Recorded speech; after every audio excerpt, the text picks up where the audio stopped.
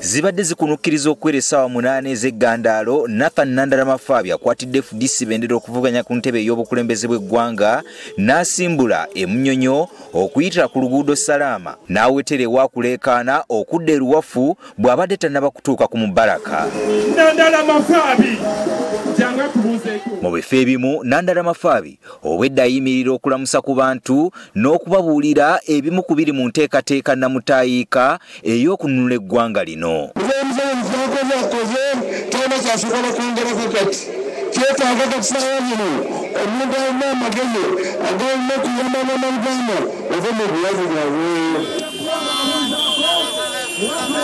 Nandalamafabi yeeyongeddeyo okuyita ekatwe yogayoga ng'atuuse ensambya wavudde okugenda e Kabalagala, Namuwongo n'ebitundu ebirala mu ggombolola eno ey'Amakindye.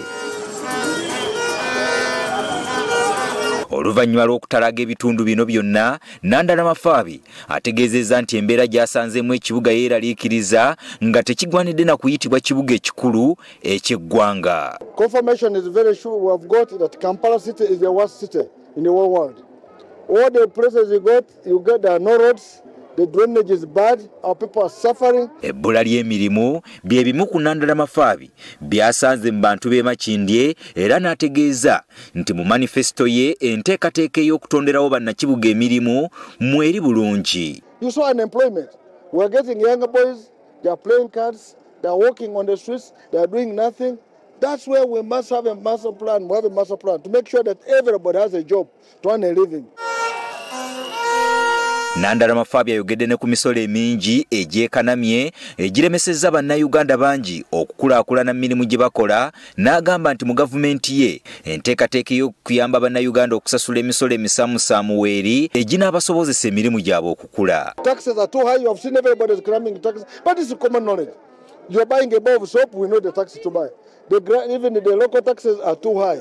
Now that's the reason why we're saying taxes must be reduced. Nandalamafabi abadde awerekeddwako bannabyabufuzi mu kibiina kya FDC nga bakulembeddwamu Ibrahim Kasozi, ono nga ye yeesimbyewo okuvuganya ku bwa Lord Mayor mu kibuga Kampala wamu ne Rubega Francis avuganya ku bubaka bwa Paalamenti mu kitundu eky'Amakindye ey'obuvanjuba. Okusookera ddala twagala ekintu ekisinga obukulu ennyo kwe kulwanyisa obwavu obutali mu bigambo ngaawe tuwulira mu bigambo naye ebyaddala nti nga tukuliyetinga emirimu abantu baffe babe nga bakola ki bafuna emirimu okuva mu bwavu. Ensonga endala ey'okubiri eri mu Makindye y'ensonga y'aba single mothers.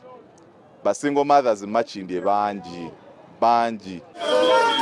Olunaku olw'enkya Nandalamafabi agenda kuyega abantu mu ggombola ya Nakawa era mu kibuga Kampala. Gerald Damulira agafeeyo ku Spark TV.